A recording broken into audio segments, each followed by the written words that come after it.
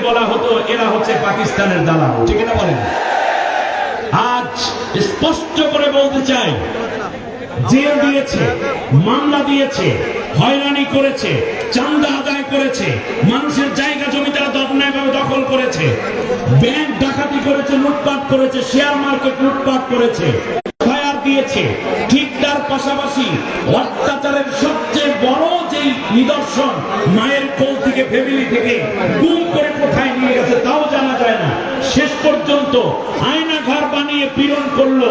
চূড়ান্ত পর্যায়ে আল্লাহর জমিনে আল্লাহর দ্বীন প্রতিষ্ঠার নেতৃবৃন্দ এবং কর্মীদেরকে বিরোধী দলীয় নেতৃবৃন্দকে ফাঁসি পর্যন্ত দিয়ে তারা উল্লাস করেছে। কিন্তু আমার জিজ্ঞাসা, যদি এই লোকগুলো জামাত ইসলামী হোক, বিএনপি হোক, হেফাজত ইসলাম হোক, চরমনাই হোক, তবলিগ হোক, কেউ যদি পাকিস্তানের দালাল হতো তাহলে তো তারা পালাইয়া পাকিস্তান যাইত। বাংলাদেশ থেকে কোন আলেম কিংবা কোন বিরোধী দলীয় নেতা নেত্রী কি পাকিস্তান পালাই গিয়েছে? তাহলে বোঝা যায় বাংলাদেশে পাকিস্তানের কোন দালাল নেই। হাত দুটো উঁচা করে মিডিয়ার ভাইরা শক্ত করে কথা বলুন। এবার হাত নাড়াইয়া বলেন, বাংলাদেশে পাকিস্তানের কোন দালাল নাই, কোন দালাল নাই। পাকিস্তানের দালাল বাংলাদেশে নয়, কিন্তু এই বাংলাদেশে ভারতের দালাল আছে। বুঝলেন কেমনি?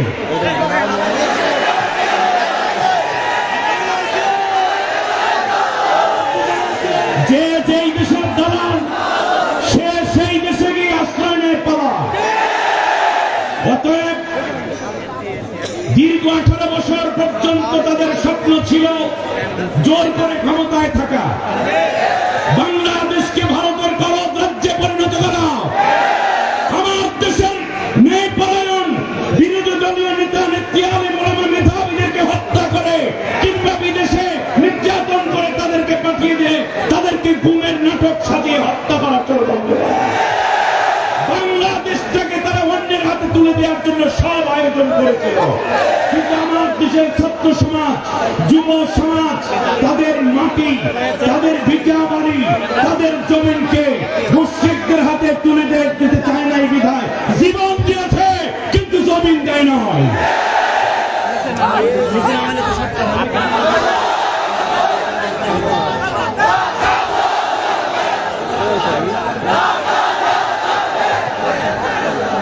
বোঝা যায় আল্লামা সাইদি সাহেবের কথা যে বেশি লাফালাফি করবো না, বাংলাদেশের তাওহীদি জনতা গাছের গোড়া ধরে নাড়া দিবে, মামু বাড়ি দিল্লি গিয়ে পড়বা। সেইটাই হলো, ঠিক কিনা বলেন? এরপরে তিনি আরেকটি কথা বলেছিলেন, ইঁদুরের গর্ত তোমরা খুঁজে পাবে না। সবগুলো ইঁদুরের গর্তে পালিয়েছে। বিশ্বের ইতিহাসে এমন নেই পুরো সরকার পালাইয়া যায়, তার কারণ চোরেরা পালিয়ে যায়।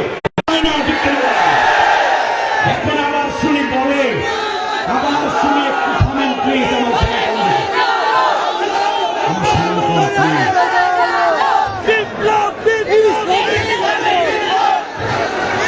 সবাইকে সময় দিতে গিয়ে স্লোগান পড়ে দিন। এবার শুনে স্লোগান হবে মিজানুর রহমান আজারিবের সময়, ঠিক আছে কিনা? এবার শুনেন, আমার কথা হচ্ছে, এখন ইঁদুর নাকি আবার গর্ত থেকে চট করে বেরিয়ে আসবে।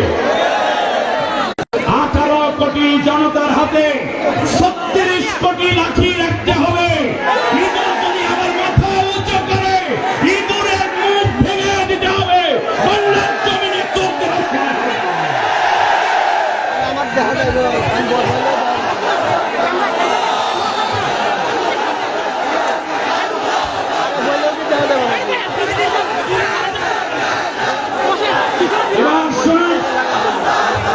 এই ইঁদুরগুলো আমাদের কি ক্ষতি করছে তার শেষ উদাহরণ হচ্ছে বাংলাদেশের সচিবালয়ে আগুন দিয়ে ওরা পুড়িয়ে দিচ্ছে। এতে কাজ হবে না। যত বেশি তোমরা জ্বলাবে তত বেশি তোমাদেরকে বাংলার মানুষ দেখা করে পুরানো।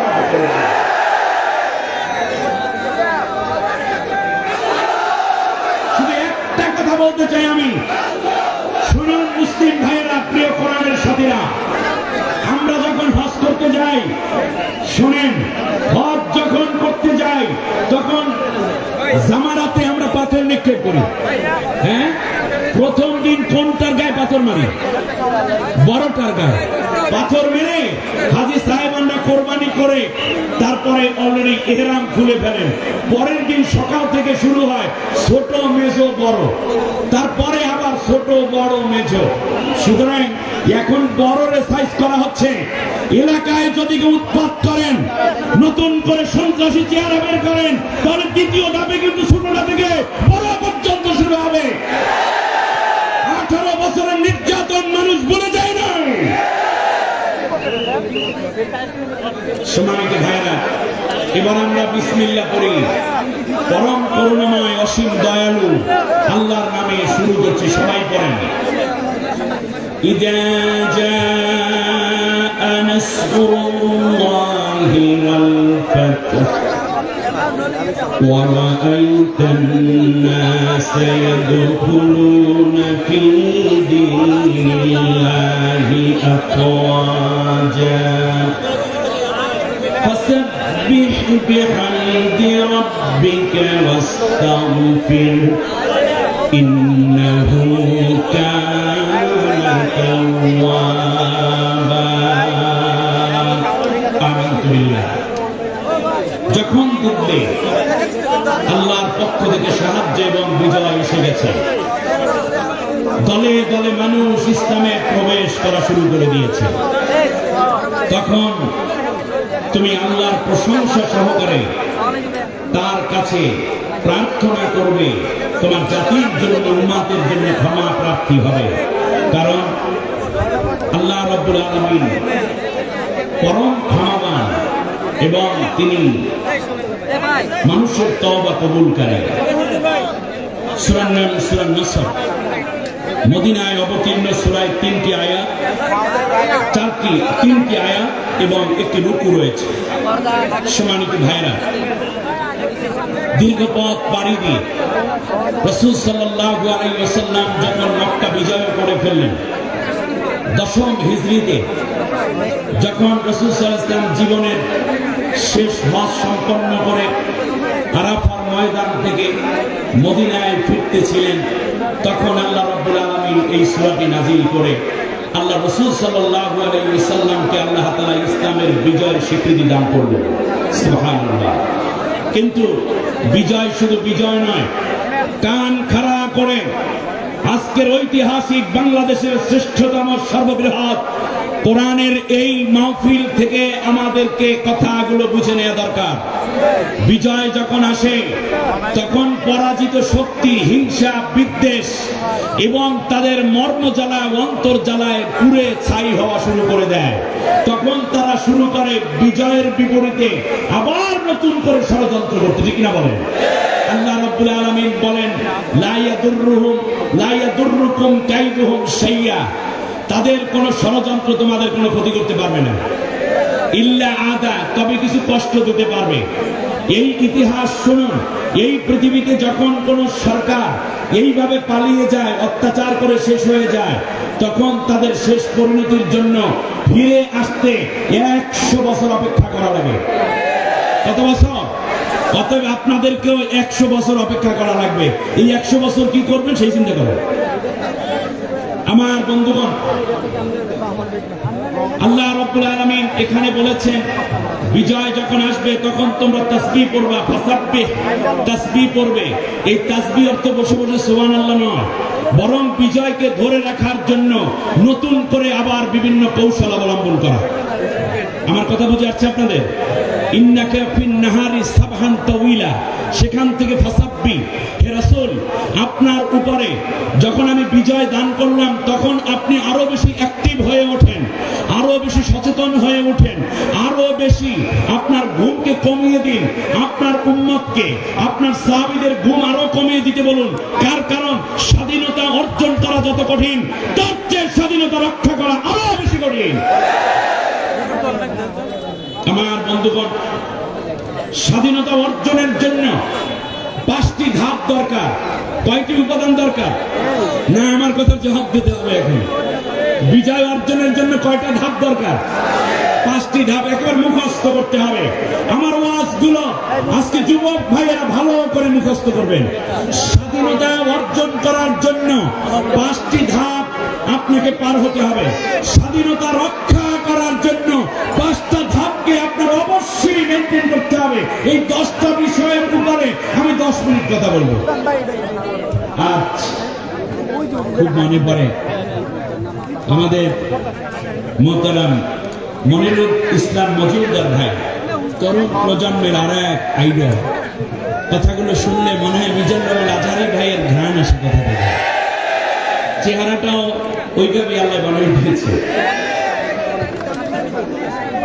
সম্মানিত ভাইরা, আমার পাশে যে মনিরুল ইসলাম মজুমদার ভাই বসে, ঠিক এই মাহফিলে আমার কলিজার টুকরা ভাই নেয়ামতুল্লাহ নিজামী, ওকে আমি পেয়েছি একেবারে আরো কাঁচা থেকে, বিগত প্রায় 10 বছরের সম্পর্ক। ছোট ছোট করে আজ এ পর্যন্ত তার উচ্চতায় নিয়ে যাওয়ার জন্য আল্লাহ তাআলার দয়া এবং আপনাদের অনেকের দোয়া আছে, তার মধ্যে আমার দোয়াও আছে। মজুমদার ভাই যেই চেয়ারটায় বসায়, এই চেয়ারটায় বসতেন আমাদের সকলের শ্রদ্ধা ভাজন আমাদের নেয়ামতুল্লাহ নিজামীর সম্মানিত পিতা মরহুম মাওলানা শহীদুল্লাহ সাহেব। কি এক চমৎকার মানুষ! বাহিরের চেহারাটা যেমন ফকফকা ছিল, অন্তরটাও ছিল তেমনই সাদা। আমাকে যখন কথা বলতেন মাঝে মাঝে বুকে হাত দিতেন, মাঝে মাঝে মাথায় হাত দিতেন। আল্লাহর এক মকবুল বান্দা ছিলেন। আজ এই লাখো জনতার মাহফিল থেকে আপনারা অনেকে মুসাফির, আমিও মুসাফির, আমরা সবাই একবার দোয়া করি, বলেন আল্লাহ, সবাই বলেন আল্লাহ, তুমি মাওলানা শহীদুল্লাহ সাহেবকে মাফ করে জান্নাতুল ফেরদাউস নসিব করে দাও। আমাদের আব্বা আম্মাদেরকেও মাফ করে দাও। অত্র এলাকার মুরব্বীদেরকে মাফ করে দাও। সম্মানিত ভাইরা, বিজয়ের জন্য কয়টা ধাপ লাগে? আর বিজয় ধরে রাখার জন্য কয়টা? রাইট, 5 5 10। আমার ওয়াজ শেষ। 1 নম্বর, আল্লাহ রাব্বুল আলামিন অর্ডার করলেন, মুসা তুমি চলে যাও ফিরআউনের কাছে। ইযহাব ইলা ফিরআউন ইন্নাহু তাগা। মুসা, ফিরআউন বড় অত্যাচারী হয়ে গেছে, স্বৈর শাসক হয়ে গেছে, তার সামলাবার জন্য তুমি যাও। অর্ডার করেছেন কে? মুসা আলাইহিস সালাম বললেন, আল্লাহ আমি তো যাব, কিন্তু আমাকে তুমি শক্তিশালী করো, তুমি আমাকে কিছু জিনিস দাও। আল্লাহ রাব্বুল আলামিন বললেন, মুসা তুমি কি চাও? মুসা আলাইহিস সালাম বললেন, রব্বি জিদনি ইলমা।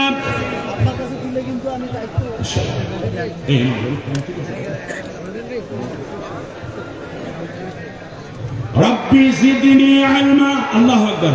শুকরিয়া, নিজামী বলছে আর 10-15 মিনিট বাড়ানো যাবে। আপনারা আলহামদুলিল্লাহ বলবেন না?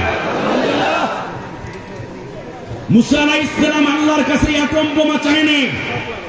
আমি জামালউদ্দিন আবার কবে কথা বলবো জানি না, কিন্তু আগামী এই প্রজন্ম, আমার ছাত্র ভাইয়েরা, যুবক ভাইয়েরা, আপনাদের এই কথাগুলো মনে রাখা খুবই জরুরি। কারণ আপনারা পথ হারালে বাংলাদেশ থাকবে না। মুসা আলাইহিস সালাম আল্লাহর কাছে অ্যাটম চাই নাই, গ্রেনেড চাই নাই, তিনি ফাইটার চান নাই, কিচ্ছু চান নাই। আল্লাহর কাছে প্রথমে চাইলেন, রব্বি জিদনি ইলমা। রব্বুল আলামিন তুমি আমার জ্ঞানটা বাড়াইয়া দাও, আমার মেধা বৃদ্ধি করে দাও। সুবহানাল্লাহ। স্বৈর শাসকের মোকাবেলায় বিজয় অর্জন করতে হলে অস্ত্র না, দরকার মেধা। কারণ আপনি একটা ঢিল ছুড়বেন, আপনার 14 গোষ্ঠী সহ ব্রাশ ফায়ার করে ওরা মেরে ফেলবে। এই জন্য অস্ত্র হাতে নেওয়া যায় না, মেধা দিয়ে তাদের মোকাবেলা করতে হয়। এই জন্য আমার নতুন প্রজন্মের স্লোগান ছিল, কোটা না মেধা। কারণ স্বৈর শাসকের মোকাবেলায় প্রথম যেই শব্দ দরকার, তার নাম মেধা। এই জন্য ছাত্রদের স্লোগান ছিল কি, মেধা মেধা। মেধাবীরা আগাই যাচ্ছে, বোকা কোটা ধারীরা পালাইছে হেলমেট বাইরে, ঠিক কিনা? আর দুর্নীতিবাজরা পালিয়েছে। পালানোর সময় একজনের ইতিহাস শুধু বলি, কি সুন্দর সাদা দাড়ি ছিল, সাদা চুল ছিল, সাদা পাঞ্জাবি পরত, নাম ছিল দরবেশ। এটা আওয়ামী দরবেশ, এটা মুসলমানের দরবেশ না, এটা লীগের দরবেশ, ঠিক না বলো? শেষ পর্যন্ত দাড়িগুলা কামাইলো, চুলগুলা কলপ মাখাইলো, এরপরে পাঞ্জাবি সাইডে শার্ট পরলো, পাজামা খুলে লঙ্গি পরলো, দামি জুতা রাইখা 12 টাকা দামের পঞ্চ করে আবার সেই নৌকায় উঠছে। এক পর্যায়ে নসিব বন্ধ কোস্টগার্ডের হাতে ধরা পড়লো, তাকে রিমান্ড দেওয়া হলো। রিমান্ডের এক পর্যায়ে জিজ্ঞেস করলো, যা করার তো করছেন, দাড়ি কামাইলেন কে? বা ইসলামের জ্ঞান নেই তোমাদের মোটো, থাকলেই জিজ্ঞাসাই করতে না। বলে স্যার বলেন দেখি। বললো যে দাড়ি রাখা হলে সুন্নতের জান বাঁচান ফরজ। কি মাসলা মাইরা দিছে, ফরজ রক্ষা করতে যাই সুন্নত কামাল যায়। এ হচ্ছে ৩৬,০০০ কোটি টাকা বাংলাদেশ থেকে পাচার করেছে। আমি আজ ধন্যবাদ জানাই সম্মানিত প্রধান উপদেষ্টাকে। অনেক ধরা পড়েছে, একটা কথা ভাগ করে যে আজকে আপনাদের কাছে ফাঁস করে দিলাম। ধরা পড়েছে কয়েক হাজার দুর্নীতিবাজ, একসাথে সবাইকে আদালতে কিংবা মিডিয়ায় আনে না, তাহলে অন্যরা বলবে কি যে দেখো এই সবগুলাই একসাথে ধরলো কেন? হ্যাঁ, এরাও তো আস্তে আস্তে শৈল শাসক হয়ে যাচ্ছে। এই জন্য বাকিগুলো সিকাতে মারতে আছে, আর মারতে হলে ডিম লাগে। এই জন্য বাংলাদেশের আন্ডার দাম বেড়ে গেছে। ওখান থেকে রিমান্ড দিয়া, চাচার কাজ আছে, বুদ্ধি আছে, রিমান্ডের ঠেলায় টাকা কই বের করো। ইউরোপীয় ইউনিয়নে হাজার হাজার কোটি টাকা পাঠিয়েছে, বিলিয়ন ডলার পাঠিয়েছে, ওই দিনের ঠেলায় ওই টাকার কথা কয়। আর 17 দেশের ইউরোপীয় ইউনিয়নের নেতৃবৃন্দ বাংলাদেশ আইনা বলছে তোমাদের ব্যাংকে আমাদের টাকা আছে, এই নামে এত, এই নামে এত, এই অ্যাকাউন্ট দেখো, টাকাগুলো সব দাও। একটা কথা বলি, খুব ফ্র্যাঙ্কলি বলি, ডক্টর ইউনূসের টাকা কেমনি আদায় করতে ওটা শিখানোর দরকার নেই, ঠিক আছে না? কিন্তু একটি কথা আমার বলতেই হচ্ছে, সেটা হচ্ছে উপদেষ্টা পরিষদের মধ্যে ভারসাম্যহীনতা আমরা লক্ষ্য করছি। আপনারা খেয়াল করেছেন কিনা, বেশিরভাগ বামপন্থীদেরকে নেওয়ার একটা হিড়িক পড়ে যাচ্ছে, যেটা বাংলাদেশের বিপ্লব আন্দোলন, বাংলাদেশের তাজিব তামাদ্দুন এবং মানুষের ঈমান আকীদা আকাঙ্ক্ষার সাথে মিলে না। আসিফ মাহতাব নামের বাংলাদেশের ব্র্যাক ইউনিভার্সিটির একজন লেকচারার, যিনি সর্বপ্রথম ছাত্রদের পক্ষে শিক্ষক ও অভিভাবকের মতো বুকে গুলির ঝুঁকি নিয়েও দাঁড়িয়েছিল রাস্তায়, ঠিক না বলেন? আমরা আসিফ মাহতাব স্যারকে উপদেষ্টা পরিষদে নেওয়ার জন্য দাবি করছি। এটা আমাদের বাংলাদেশের মানুষের দাবি, আনন্দের দাবি। আপনারা কি এই দাবির সাথে একমত? আমার ভাই, একটা নাম আমরা প্রস্তাব করলাম সমস্ত মানুষের পক্ষ থেকে, তাহলে বোঝা যায় সর্বপ্রথম যেই জিনিস দরকার ফিরাউনের মতো স্বৈর শাসকের মোকাবেলা করতে, আর লেডি ফিরাউনদের প্রথম দরকার কি? 1 নম্বরে কি দরকার? মেধাবীরা এক হয়ে গেল, বিজয় আসলো। সুবহানাল্লাহ। শুধু মেধা হলে হবে না। মুসা আলাইহিস সালাম আরেকটু সামনে গিয়ে 5 জিনিসের আরেক জিনিস চাইয়া বললেন। বলল রব্বুল আলামিন, আল্লাহ তাআলা, শুধু মেধা হলে স্বৈর শাসককে পরাজিত করা যায় না, তুমি আমাকে সাহস দাও, কারণ আপনি ঠান্ডা মাথায় অনেক জ্ঞানের কথা বলবেন আর স্বৈর শাসক ক্ষমতা ছেড়ে দেবে, এই চিন্তা করা ভুল। তার কারণ এখানে সাহসের দরকার, সাহসী ছাড়া কোনোদিনও স্বৈর শাসককে পরাজিত করা যায় না। আমার দেশের ছাত্র সমাজ, তরুণরা সেই সাহস দেখিয়েছে। মুসা আলাইহিস সালাম বলেন, আল্লাহ রব্বিশ শরহ লি সাদরি ويسر لي أمري واحلل عقدة من لساني يفقهوا قولي। সুবহানাল্লাহ। দ্বিতীয়বারে কি লাগে বলেন তো দেখি? সাহস। জোরে বলেন কি লাগে? আল্লাহর নবীর সাহস ছিল না, ভীতু ছিলেন তিনি? প্রচন্ড সাহসী ছিলেন। আল্লাহ নিজে বলছেন নবী মুসা আমার কাছে সাহস চেয়ে নিয়েছে, আর তোমার ব্যাপারে আমার বক্তব্য হলো আলাম নাশরাহ লাকা সাদরাক, আমি কি তোমার বক্ষের মধ্যে প্রচন্ড সাহস দিয়ে ভরপুর করে দেই না? মুসা আলাইহিস সালাম সাহস চান, আর আল্লাহর নবী সাহস চাওয়ার আগেই আল্লাহ সাহস দিয়ে দেন। অতএব বিপ্লবের জন্য দ্বিতীয় শর্ত কি? সাহস। আপনাদের সাহস আছে? কথা বলে না, দূর। সাহস আছে? যারা সাহসী তারা একটু হাত উঁচু করেন তো দেখি। মাশাআল্লাহ, আলহামদুলিল্লাহ। এই সাহসীরাই বাংলাদেশকে রক্ষা করবে ইনশাআল্লাহ। হযরত মুসা আলাইহিস সালামের উপরে যখন যুবকরা ঈমান আনলো, সাথে সাথে মুসা ফিরাউন একটা ভয় দেখালো। ক্বালা আমানতুম ক্বাবলা আযানা লাকুম, তোমরা 9 জন যুবক ঈমান এনেছো আমার অনুমতি ছাড়াই কি ঈমান আনলা? এর মানে ফিরাউনের রাষ্ট্রে বিরোধী দল করতে হলে তার অনুমতি নিয়ে করা লাগতো, যেমন আমার দেশে জাপা। ঠিক না বলেন? মানে ওনার কথাই উনি চলে, এই হলো বিরোধী দল।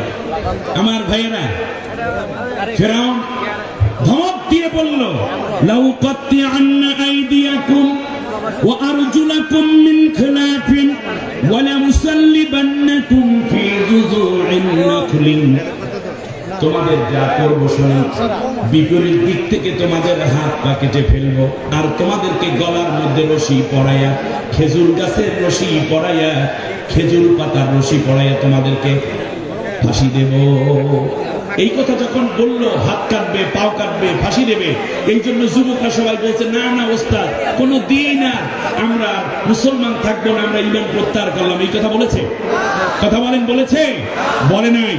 বরং যুবকরা বলেছে যে যদি শুধু হাত বা বিপরীত দিক থেকে দেওয়া এবং ফাঁসি নয়, বরং মাথার চুল থেকে পায়ের তালু পর্যন্ত যদি কেটে কেটে টুকরা টুকরা করো ফেরাউন, তারপরেও আমরা ঈমান ত্যাগ করে কোনোদিন তোমার দলে যাব না। একবার যেহেতু আল্লাহর কালেমা পড়েছি, জীবনের শেষ মুহূর্ত পর্যন্ত কালেমার মত নিয়ে ইন্তেকাল।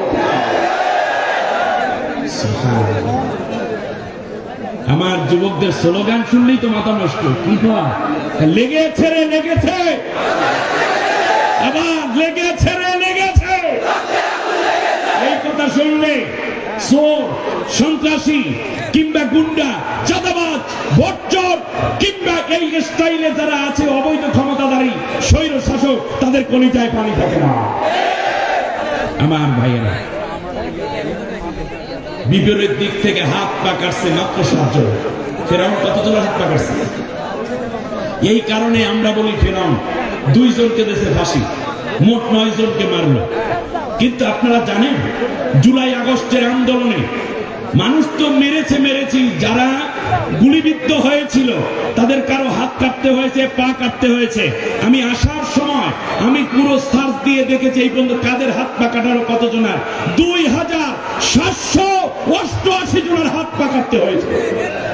ভিতরে গুলি থাকার কারণে, বুলেট থাকার কারণে 7 জনের হাত পা কাটার কারণে যদি ফেরাউন হয়, তাহলে যে 2788 জনের হাত পা কাটলো, সে কত বড় লেডি ফেরাউন। উনি এবার বাংলাদেশে আসবে, বাংলার মানুষ পূর্ণ সিদ্ধান্ত নিয়ে রেখেছে। কত বড় ফেরাউন আমার ভাইরা। তাহলে সাহস দরকার, আমাদের সাহস আছে নাকি? তৃতীয় কি দরকার শোনো। মুসা আলাইহিস সালাম আর একটু সামনে গেলেন, গিয়ে বলতেছে আল্লাহ আমারে তুমি সাথী বানাইয়া দাও।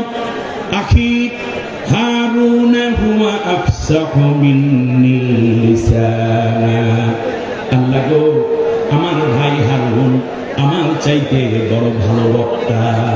সুবহানাল্লাহ, কি বক্তা? ভালো বক্তা।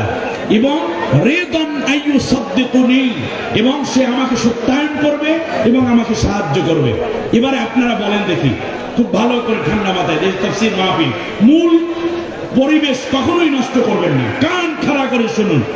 তৃতীয়বারে মুসা আলাইহিস সালাম আল্লাহর কাছে কি চাইলেন? চাইলেন আরো কিছু লোককে জড়ো করতে। পাশে ছিলেন ভাই, এই জন্য তার ভাইয়ের কথাই তিনি বললেন। তাহলে বোঝা যায় একা একা কোনোদিনও স্বৈর শাসকের মোকাবেলা করা যায় না, সাথে আরো কিছু দল এবং মতের লোককে এক করতে হয়, জোট করতে হয়। আপনারা বলেন আমার দেশে ছাত্র বিপ্লব যে হয়েছে একা একা নাকি জোট সহকারে? তাহলে বোঝা যায় জোটবদ্ধ না হলে স্বৈর শাসকের পরাজিত করা সম্ভব নয়। গেল তার জোট। কিন্তু আল্লাহ রাব্বুল আলামিন বললেন, মুসারে তোমার ভাইকে তোমার সাথে দিয়ে দিলাম, তুমি প্রশংসা করলা, আমি তাকে একটা উপাধি দিয়ে দিলাম, তুমি হইলা রসূল, তোমার ভাইকে নবুয়তের মর্যাদা দিয়ে তোমার সাথী বানাই দিলাম। তাহলে বোঝা যায় যারা আল্লাহর পথে কথা বলে, কোরআনের দাওয়াত দেয়, একামতে দিন বোঝেন, তাদের পিছনে অনেক কিছু প্রশ্ন এবং অনেক ঝামেলা না রেখে আল্লাহ নিজেই বললেন যে যাক তোমার ভাইকে আমি একটা পদ পদবী উন্নত মানের দিলাম, নবুয়তের মর্যাদা দিয়ে দিলাম। অতএব কোরআনের কথা যারা বলে তাদের পেছনে অনেক বেশি বেশি দাওয়াতি কাজ এবং সময় না দিয়ে শুধুমাত্র কোরআনের জ্ঞান আছে এই ভিত্তিতেও তাদেরকে সাংগঠনিক মান উন্নয়ন করা উচিত। যেমনটা আমরা হযরত মুসা আলাইহিস সালামের ভাই হারুনের ব্যাপারে দেখা। এবারে আসেন, কয়টা গেল? কয়টা? 3টা। এখন মুসা আলাইহিস সালাম বললেন, আল্লাহ এখনো তো একটু ডর করে। সুবহানাল্লাহ। আল্লাহ রাব্বুল আলামিন বললেন, মুসারে ওয়ামা তিলকা বিয়ামিনিকা ইয়া মুসা, ও মুসা তোমার হাতের মধ্যে ওইটা কি? তিনি স্বাভাবিকভাবে বললেন, হিয়া আসাই, আল্লাহ এটা একটা লাঠি। আল্লাহ রাব্বুল আলামিন বললেন, মুসা আলকিহা ইয়া মুসা, ও মুসা তুমি এই লাঠিটাকে জমিনে ছেড়ে দাও। মুসা আলাইহিস সালাম জমিনে লাঠি ছেড়ে দিলেন। সেটা একটা হায়াতান তাসাব, একটা জীবন্ত সাপ হয়ে গেল।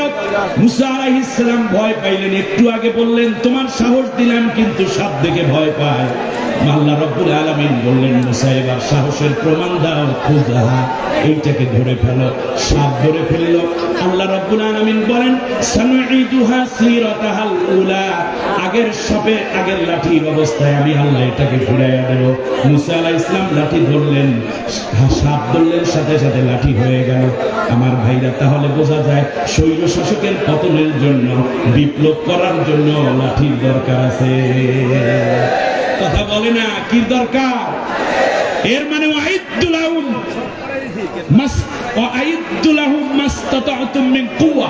তোমাদের সাধ্য অনুযায়ী কি করো?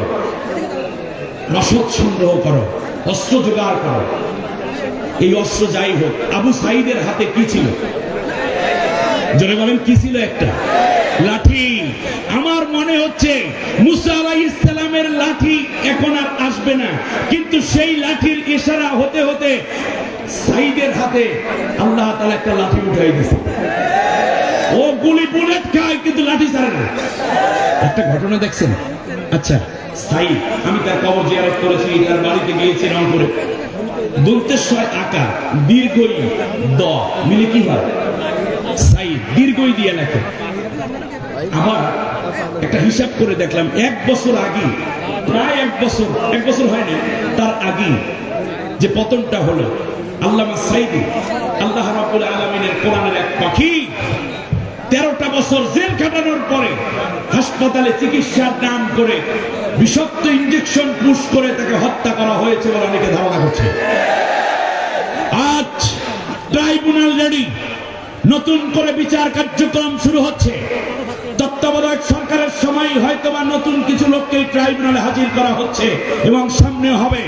এই লক্ষ জনতার পক্ষ থেকে প্রথম দাবি, আল্লামা সাঈদী সাহেবকে কেন এবং কারা হত্যা করলো, সেই ডাক্তার, নার্স, তদানীন্তন স্বরাষ্ট্রমন্ত্রী, গোয়েন্দা, ডিবি, ডিএসপি যারা ছিল দায়িত্বে, তাদের প্রত্যেককে গ্রেফতার করে সর্বপ্রথম সাঈদী হত্যা মামলার রায় এই জাতি কার্যকর দেখতে চায়।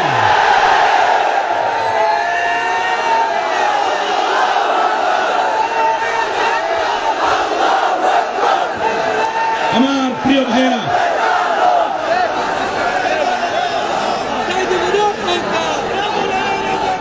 শুনুন, সাঈদী শুধুমাত্র দীর্ঘটা নাই, দীর্ঘইটা নাই, বাদ দিলে কি হয়? দয় দীর্ঘিকার বাদ দেন, দীর্ঘিকারটা শুধু বাদ দেন, কি থাকে? সাঈদ। আমার মনে হচ্ছে আল্লামা সাঈদীর হত্যার বিচার হবে দেশে, সাঈদীর স্বপ্ন পূরণ হবে বলে আল্লাহ রাব্বুল আলামিন এক সাঈদের রক্ত দেখে গোটা বাংলাদেশের ছাত্র সমাজ, যুব সমাজ চিৎকার করে বলেছিল, লেগেছে রে লেগেছে, রক্তে আগুন সাইদি সাহেবের দোয়া আল্লাহ কবুল করেছেন। তার শাহাদাতকে আল্লাহ কবুল করুন, বলেন আমিন। জামাত নেতৃবৃন্দ, বিএনপি নেতৃবৃন্দ এবং নিরীহ ব্যবসায়ী এবং নিরীহ জনতা যারা এই স্বৈর শাসকের সময় হত্যা হয়েছে, গুম হয়েছে, আল্লাহ সবাইকে শাহাদাতের মর্যাদা দিয়ে জান্নাতুল ফেরদাউস নির্মাণ করবে। তবে প্রত্যেকটা হত্যার বিচার হতে হবে। বলল আল্লাহ এখন তো ভয় করে, এখন কি করব? আল্লাহ তাআলা বললেন মুসা এই লাঠিটা নিয়ে যা। আর একটু সামনে গিয়ে পঞ্চমবারে মুসা আলাইহিস সালাম বললেন আল্লাহ ফিরাউনের বাড়ির কাছাকাছি চলে যাচ্ছি, আল্লাহ এখন কি করব? তুমি আমাকে আরেকটু শক্তি দাও। আল্লাহ রাব্বুল আলামিন বললেন মুসা তুই ভয় করবি না, একটা স্বৈর শাসকের মোকাবেলায় আমি তোমাকে একটা লাঠি হাতে ছেড়ে দিলাম, সাথে একজন মাত্র সঙ্গী তোমার, আর তোমাকে আমি দেখে রাখবো না, এটা হয় না। ইন্নী আরাকুমা আসমা। ও মুসা তুমি যাইতে থাকো, আমি তোমার সাথে লাইভে কথা বলতে থাকবো। এই যে মোবাইলগুলো লাইভ প্রোগ্রাম করে, আল্লাহ রাব্বুল আলামিন মুসাকে সান্ত্বনা দিয়ে বললেন মুসা চিন্তা করবা না, ফিরাউন কি কথা বলে আর তুমি কি কথা বলো, আমি আল্লাহ রাব্বুল আলামিন সব দেখবো, তোমার সঙ্গী হয়ে সব সময় তোমাকে আমি দেখতে থাকবো এবং তোমাকে ইনস্ট্রাকশন দিতে থাকবো। আমি আল্লাহ রাব্বুল আলামিন তোমাকে অ্যাডভাইস করতে থাকবো। আমি আল্লাহ রাব্বুল আলামিন তোমাকে সুন্দর করে নির্ভুল পথ দেখাবো, যাতে ফিরাউন তোমার দিকে চোখ তুলে গরম কোনো কথা বলতে না পারে। আল্লাহু আকবার। মুসা আলাইহিস সালাম হাজির, বলল যে খবর কি মুসা তুমি আসছো? বললো যে হ্যাঁ আমি তো আপনার ঘরেই ছিলাম। হ্যাঁ ছিলা তো, 23 বছর ছিলা। কত বছর? ভালো কথা, জবাব না দিলে হবে।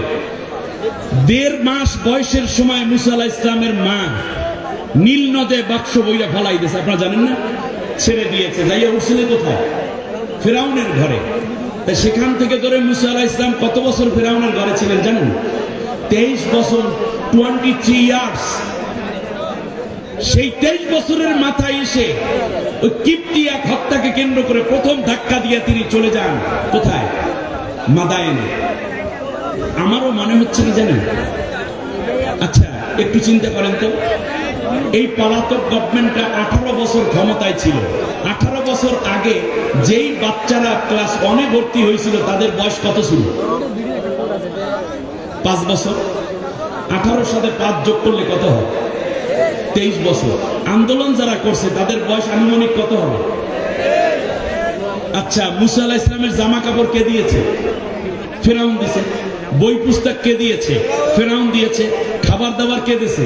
ফিরাউন দিয়েছে। ঘোড়া গরু এগুলো কে দিয়েছে? ফিরাউন দিয়েছে। তাহলে এই জালিম সরকারও এমন করেছিল, স্বৈর শাসক, যে বই দিয়েছে বাচ্চাদেরকে, ফ্রি পড়াইলো, সকালে বিস্কুট দিল, উপবৃত্তি দিল, জামা কাপড় দিল, ওর মা বাবাকেও বিভিন্ন রকম উপঢৌকন দিল। কিন্তু 23 বছরের মাথায় আইসা এই পোলাপান্ডেই তার বিরুদ্ধে দাঁড়াইছে। এর মানে সরাসরি মুসা আলাইহিস সালামের নীতিটা মনে হয় আমার দেশের জেএনজি বেবিদের মধ্যে দেখা গেছে।